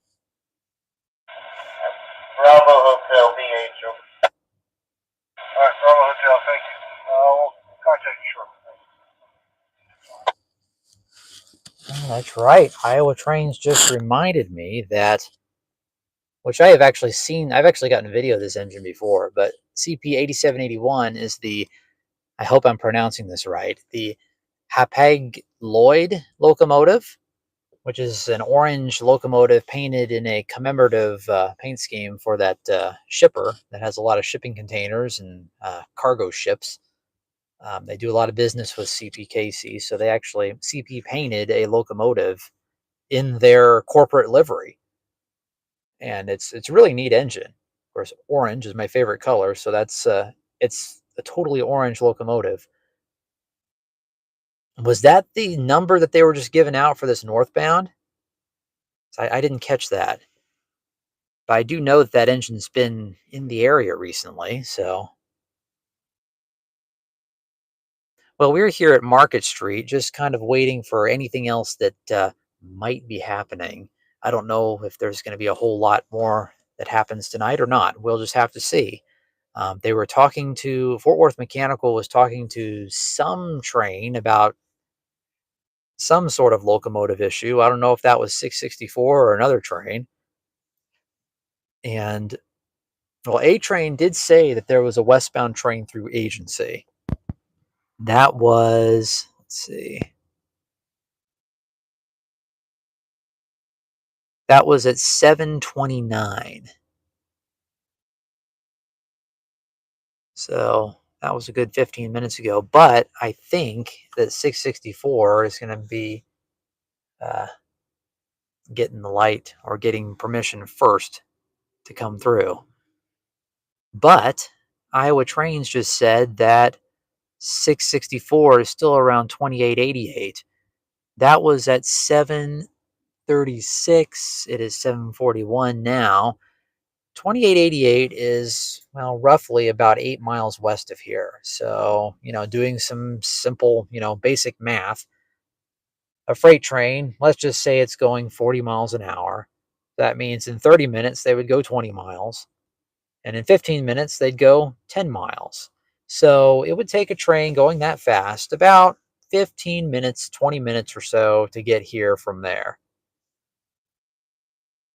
if the train is moving. So hopefully they are. And if they do move, then we might see another train go west after that. 664 will cross over in front of that train. Yep.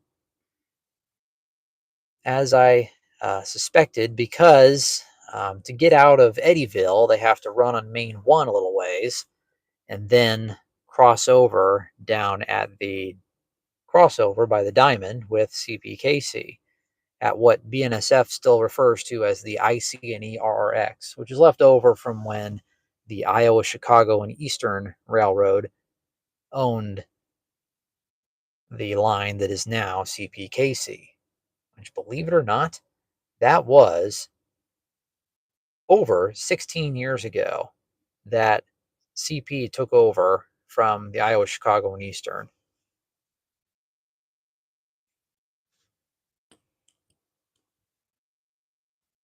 Iowa Train says, looks like they're on the move now. And he's referring to train 664. Shouldn't be too long now. Good. So as we wait, I'm trying to think if we should get in a different location than this to get our train. Let's dim the lights and see if that. Whoops.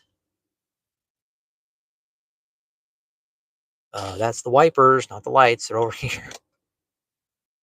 And I think things actually look better with the lights. But the good thing is there is a street lamp here that kind of illuminates some of the scene. But I think it might be better with the lights. Yeah, we're going to leave the lights on. It just adds a little extra light to the scene. Okay, so while we're waiting here for this next train, and somebody's toning up the CPKC now.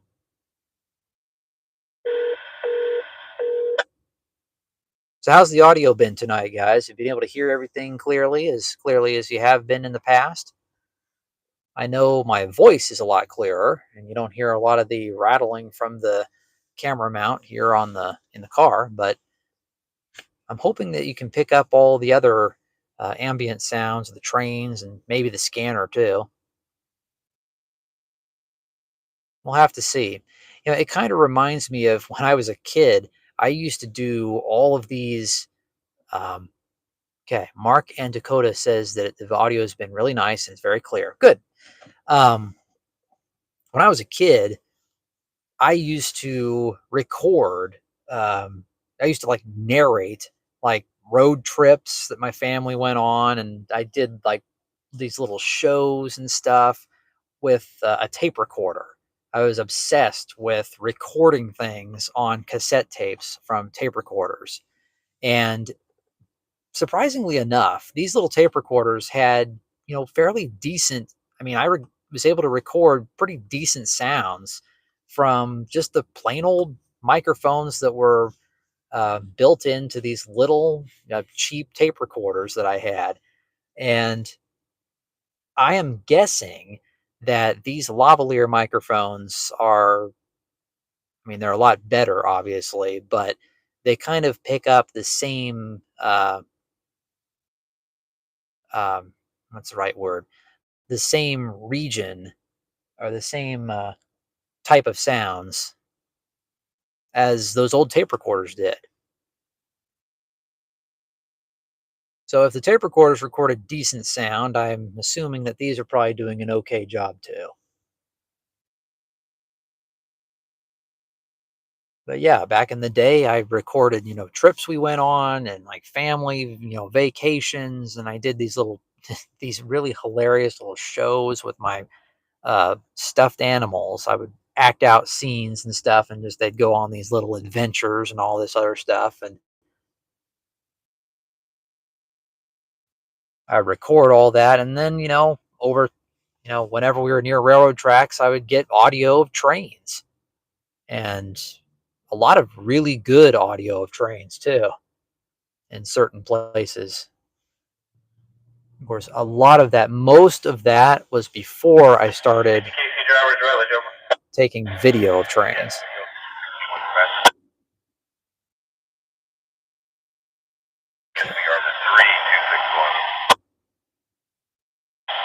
Yeah, 3261, go ahead.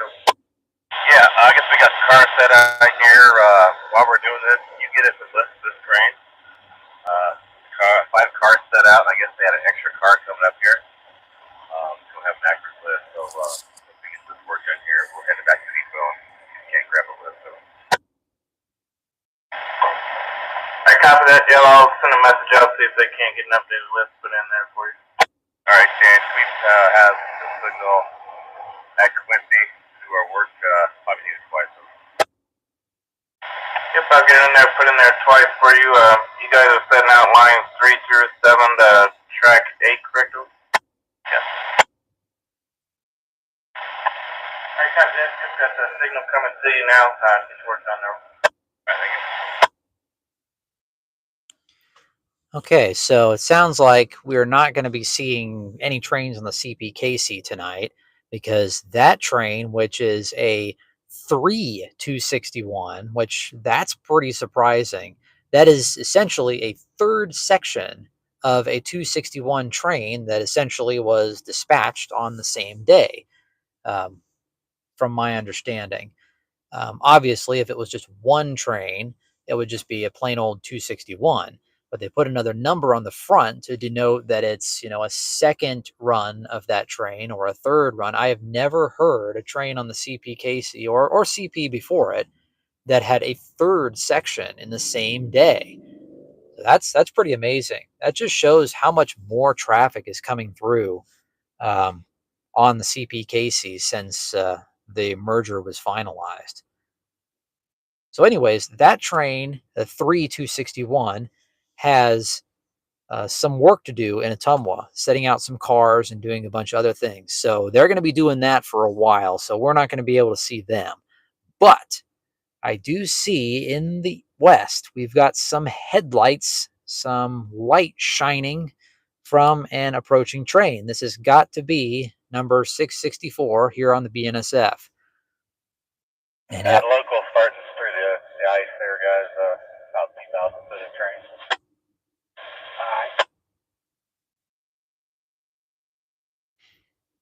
Okay. I don't know if that was the CPKC crew. So anyways, the CPKC train 3261 has got to do work in Ottumwa. So they're probably going to be doing that for, upwards of another hour or so, however long it takes to do it. And hopefully they don't need to go further than the signal at the diamond with BNSF, because BNSF is sending trains through. So the CPKC dispatcher, they've given the signal to the train to do their work, but obviously they can only go so far as the diamond to do that work. So hopefully the cars they need to set out aren't way back in the train somewhere. If it's not, I mean, they've got enough track. They've got pretty much from Quincy all the way across the Des Moines River and Turkey Island to the northbound facing signal at the diamond. I think usually that's enough track to do work. But again, if their cars are way back in the consist, they might have to get permission from BNSF to get the light across to do their work. And I've actually seen that happen. Earlier this year, I actually caught a 261 that had to do at least, I'd like to say at least 2 runs across the diamond to do work in the yard. And when BNSF's trying to send trains through, it can get kind of difficult to get that permission from BNSF to get control of the interlocking. Because obviously BNSF has control over the movements through the interlocking. They've got priority. They're the ones running the signals. So CPKC, their dispatcher, has to put in a request to the BNSF to get the light to allow one of their trains to go across. And BNSF, they do that at their own discretion based on whether there are any trains of theirs in the area. And if there are, they will hold CPKC trains until their trains have all cleared. And obviously, if the BNSF dispatcher already has something lined up, well, it's impossible to give the light to something else. And even if he did line something up, the CTC machines wouldn't give CPKC trains the clear until the BNSF train has gone through the plant. I mean, it is possible today with, computers to actually line trains, multiple trains up behind each other and going different directions. And then the route doesn't automatically line itself until one train is clear, and so on and so forth. So here comes train 664. It is going east. It is a BNSF local train that runs pretty much every day between Eddyville and Galesburg, with stops in Burlington. They do a lot of switching in Burlington and any other places along the way. Sometimes they do switching here in Ottumwa. So here they come. They have just gotten through Gateway Drive. We're going to go ahead and roll the windows down here. And we are going to clip the microphone to the edge of the window so you can hear the ambient noise of the train as it passes. So here it is, our third train of the night, BNSF eastbound Freight 664, local train. Let's see what's on it tonight.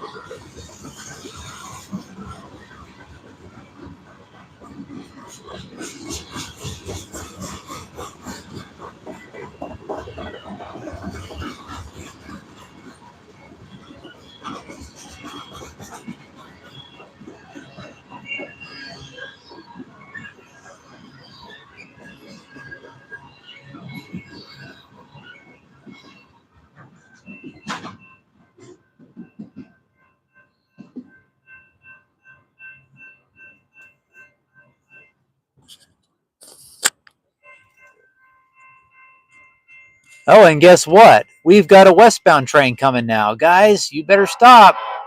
Oh my God. Good grief, people. Okay, here comes our westbound, right on the heels of that train.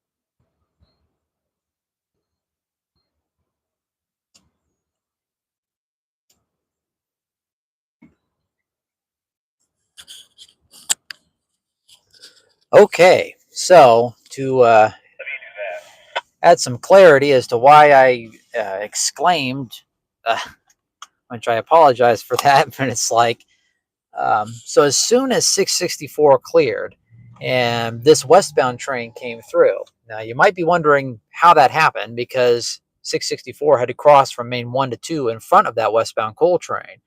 Now, 664 is obviously a very short train typically, and it takes them a while to get through that crossover because it's still that original crossover that has a 10-mile-an-hour speed limit across it. That's going to change when BNSF upgrades the crossovers, which they're going to do when they put in all the new ones with all the new signaling that we've been talking about in the past few streams.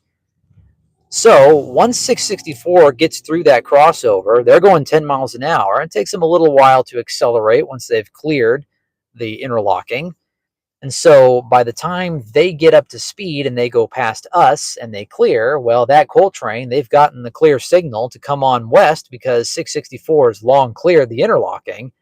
And so that's how that train ended up coming right after 664. And it was kind of a brief moment of mayhem here at the Market Street crossing. The gates were starting to go up after 664 cleared, and then they hadn't even, I don't think they completely went up, and they immediately went down again. And the cars at the crossing, they all stopped. They didn't start going across yet because they did the wise thing and they waited until the gates went all the way up. And then, of course, they saw them dropping again and they waited. They did not go across. However, there was this guy in this moped that was coming off of River Drive to turn south on Market Street, and he took it.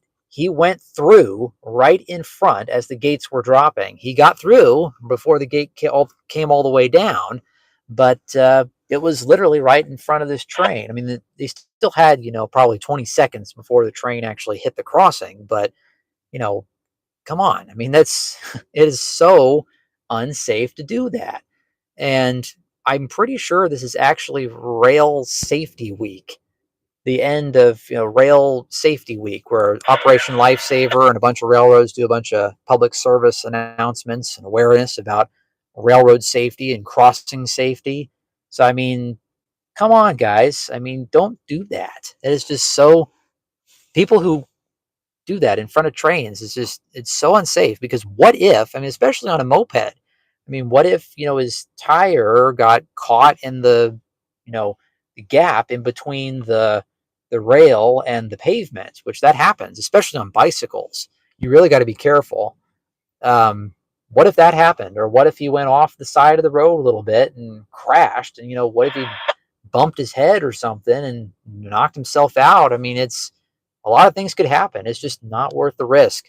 I mean, to save, 2 minutes, not even that, however long it took that coal train to clear. I mean, the longest freight trains take, going at, a decent speed, which that train was going about, at the beginning, about 45, at the end, when they cross over the diamond down there, it's about 30 miles an hour. I mean, it only takes a couple minutes for even the longest freight trains to clear going at that speed. So, I mean, in some areas of this country, that's not much different than a really long traffic light. So, I mean, you're not going to run a red light. So why would you drive out in front of a train just to save a couple minutes? It's not worth it. So, yeah, my little public service announcement for Rail Safety Week, which I will further reiterate forever. You just don't do that. The gates are coming down. I mean, obviously, if the gate is coming down and you are already, I'm going to go ahead and turn the scanner off now because I'm pretty sure we've seen all the trains we're going to see. But if you're driving and the crossing gates start activating and you're already just about on the crossing, I mean, obviously, if you get there and the lights already start blinking just right as you come into the crossing, you're going to have time to clear. But if you're approaching that crossing and the lights start blinking and you have time to stop, then stop. I mean, it's no different than a traffic light. Obviously, if you're in the intersection when the light turns yellow, you're going to have time to get by. But if you've got time to stop, then you need to stop.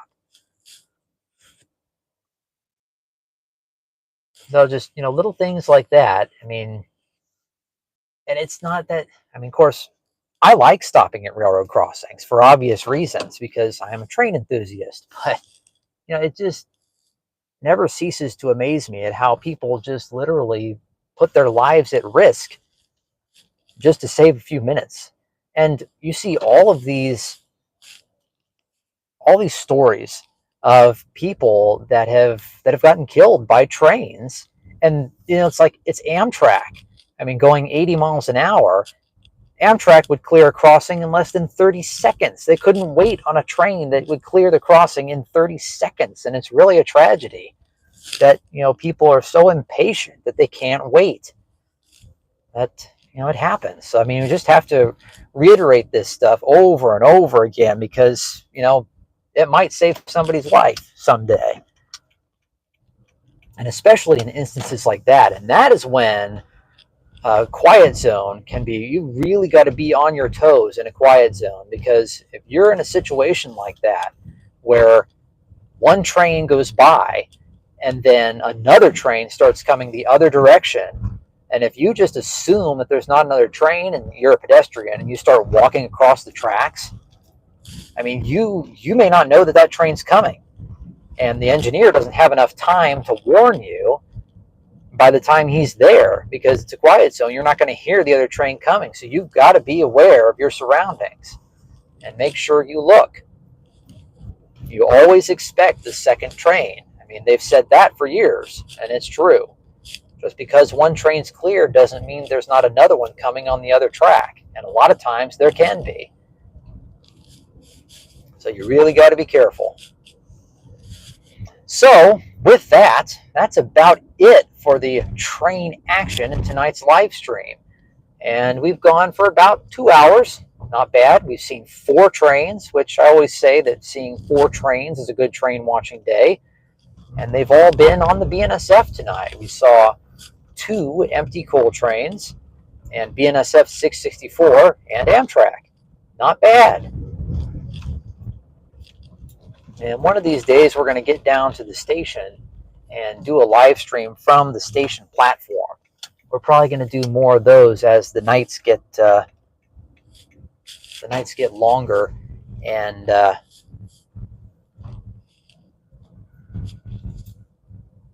cooler.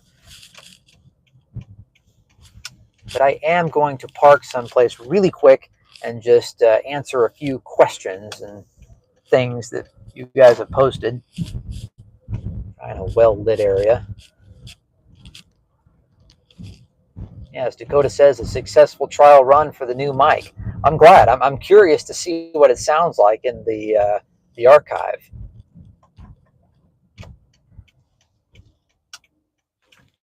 I'll just run down here to the station really quick.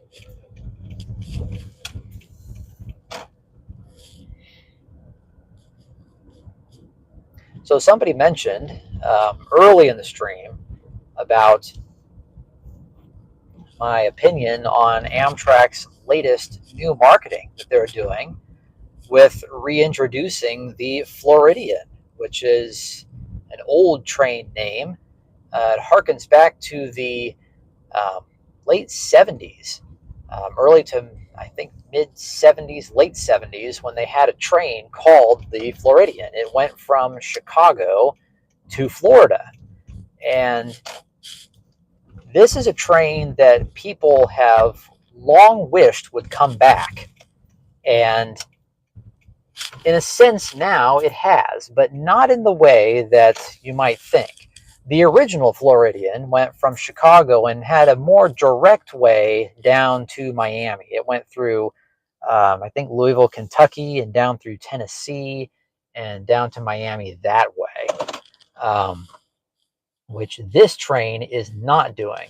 What this train is basically, the new Floridian is a combination of the Capital Limited and I think the Silver Meteor or Silver Star, one of those trains that goes to Miami. It's a combination. They're combining the 2 trains together. So it's going to be a single deck train, and it's going to run straight through from Chicago to Washington and down to Miami on the existing route of the Capital Limited and the Silver Meteor and Silver Star. So the idea that Amtrak has with this train, from what I've heard, is that they are going to, well, in addition to kind of marketing this direct from Chicago to Miami, which hasn't been done since the days of the Floridian, but it's also hopefully going to free up some of the passenger cars that are used on the Capital Limited, which are superliners. They're going to redistribute those cars because there's still a shortage of superliner cars for the Western trains. They are going to use those cars that were on the Capital Limited and run them on Western trains. They're going to redistribute those to the Western trains and hopefully get them back up to the decent capacity that they were at before COVID. As I was mentioning tonight, the California Zephyr still only has 2 coaches. Well, hopefully, with this distribution of superliner cars, the Zephyr and all the other trains might get their full consist back until Beech Grove, which is the maintenance facility of Amtrak, can start refurbishing more superliners enough to get more online and get those trains back up to their original lengths. Another reason they're doing the Floridian is to, I think it's to avoid using a tunnel in the Northeast while there's a new tunnel being dug. It's something about reducing capacity a little bit to give more work windows to this tunnel work being done or something like that. I don't know if the Silver Meteor or Silver Star go all the way to New York. I don't know off the top of my head, but that's another reason why they're doing it, to kind of streamline some of the uh, train operations in the Northeast. So there's a bunch of different reasons. But then there's a lot of naysayers too that say, well, you know, this is crazy. I mean, the original Floridian did it in like just a little over 2 days. This train is going to be, you know, 2 days over 3 calendar days. So it's the same amount of time that it takes to go on a long distance train out west, for example. So it's a slow train. Driving takes 20 hours from Chicago to Miami. This train, I think, is going to be like 45 or 48 hours. So there's people kind of, I don't know, kind of making fun of Amtrak for promoting this because it's very slow in comparison to the old Floridian. But honestly, though, if you were going to drive to Florida, you're not going to do it in one shot. You would at least spend the night somewhere. So, and the hours add up. You add another, 7 to 10 hours stopping somewhere, and then all the other stops you'd be making to get gas and to eat along the way. I mean, you would honestly be approaching 40 hours to go from Chicago to Miami by car. Obviously, flying is going to be faster than either mode of transportation, ground transportation. So the train is never going to beat that, but it's not much slower than driving in reality when you factor in all the stops. Whereas a train, you wouldn't have to make all those stops. You just go straight through. I think there's an extended layover in not Miami, Washington, D.C., like maybe an hour or so, but that's not bad in the big scheme of things. So it'll be interesting to see how the Floridian train pans out on Amtrak. Starting in November 10th, I think, which is coincidentally the 20th anniversary of the release of the Polar Express movie, believe it or not. So that's pretty neat. So yeah, it'll be interesting to see how that pans out. Somebody asked me about that earlier in the stream. So everybody's commenting on the audio. I'm glad the audio's turned out good. Let's see, we'll go back a little more, a few more ways here, and then we'll. Now, Dakota said, every morning during Old Threshers, there was one bunny always running around the South Depot. Yeah, we saw those deer earlier.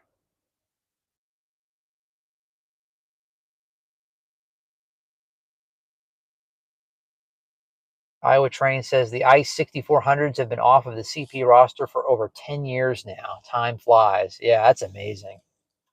Because, right up until, I was still getting video of them coming through Ottumwa. I mean, even when they were taking off most of the trains after CP's takeover, there were still some coming through as late as, 2014, 2015, here and there. You still saw some. But then once they sold off the lines that are now the Rapid City Pier and Eastern Railroad, I think they sold a lot of their engines to them.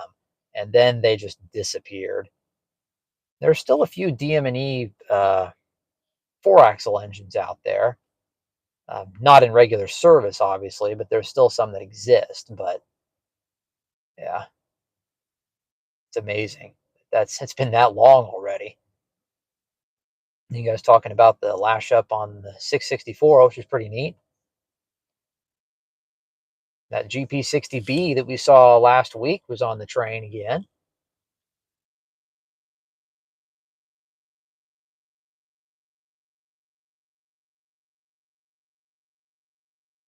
Yeah, Dakota says that, or referencing that guy that went across in front of the train. If he was really in a rush, he should have just gone over one of the many bridges. Yeah.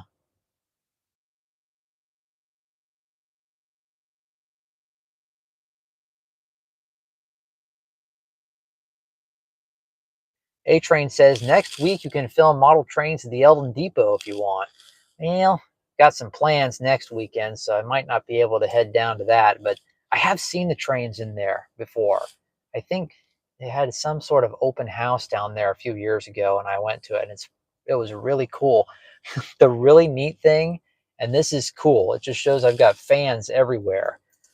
They were playing in the museum one of my older Trains in the Heartland videos featuring the Iowa Interstate QJs when they went on their big flood relief run in 2008, which obviously has a connection to the trains in Rock Island because, or excuse me, the trains in Eldon, because obviously the Iowa Interstate was all Rock Island at one time. So they were actually playing that video in the Eldon building where the model trains are.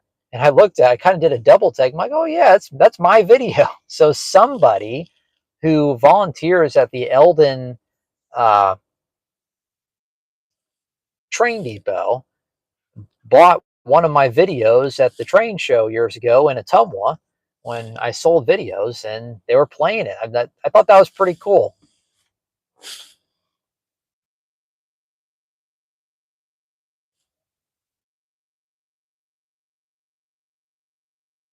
Okay, so we're about caught up. So we're going to go ahead and head towards South Ottumwa and go ahead and end the stream like we always do.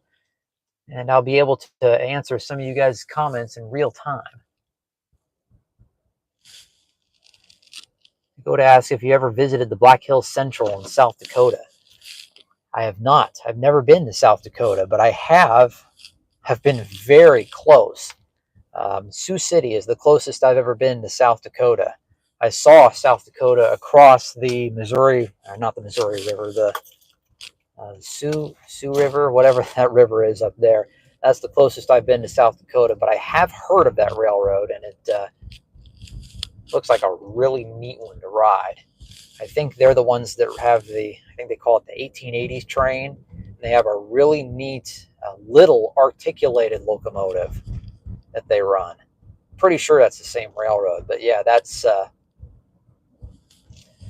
a neat one. I'd like to ride that when I get out to South Dakota someday. The Big Sioux River. Yeah, I thought it was more than just the Sioux. So as for my upcoming video projects that I always talk about near the end of the stream, they're going well. In fact, today I finally trimmed down the footage for my new CPKC video featuring 2816.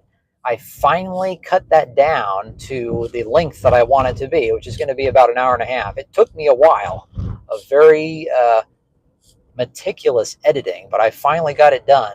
And so now I'm going to add, captions and, other things to the video to finalize it. And then it'll be rendering and then getting it on YouTube and a bunch of other things. So it'll probably be, realistically, probably a couple more weeks before I get it done. But it's getting close.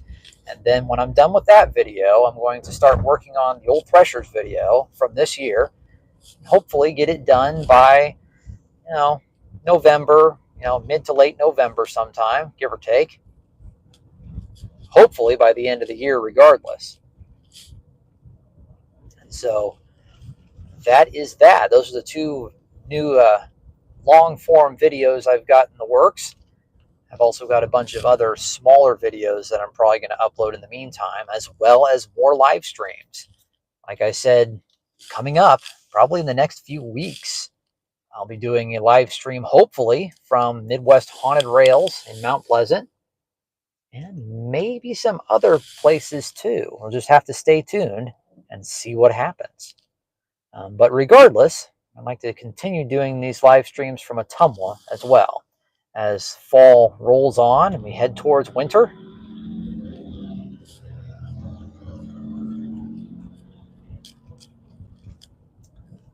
So with that, I am very glad that my microphones have done a good job tonight, and that's about it. We've seen 4 trains. It was a good stream.